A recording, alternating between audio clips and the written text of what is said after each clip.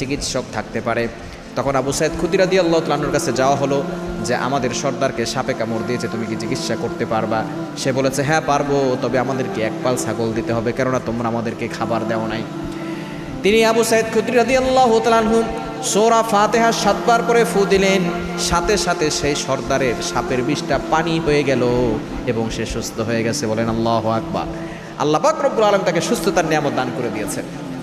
এক পাল ছাগল নবীজির কাছে গিয়েছেন, নবী সাল্লাল্লাহু আলাইহি ওয়াসাল্লামকে পুরো ঘটনা বললেন। নবী সাল্লাল্লাহু আলাইহি ওয়াসাল্লাম বললেন সমস্যা নাই, তোমরা এই ছাগল খেতে পারবা, আমাকেও দিতে পারবা। এই সূরাতুল ফাতিহার ভিতরে শেফা রয়েছে। আপনি সূরাতুল ফাতিহা ওযু করে রাতের বেলা ঘুমানোর সময় ওযু করে ঘুমাবেন এবং আপনি সূরা ফাতিহা প্রথমে 3 বার দুরূদ শরীফ পড়বেন, 3 বার ইস্তেগফার পড়বেন, ডান হাত বুকের উপরে রেখে আপনি সূরা ফাতিহা 3 বার পড়বেন, শেষে আবার দুরূদ শরীফ পড়ে আপনি দোয়া করলে আপনার মনের আশা পূরণ হবে। এরপরে বুকে হাত দিয়ে পড়লে আপনার বুকে যদি ব্যথা থাকে সেই ব্যথা দূর হয়ে যাবে। আপনাকে আল্লাহ তাআলা সুস্থতার নিয়ামত দান করবেন। জটিল ও কঠিন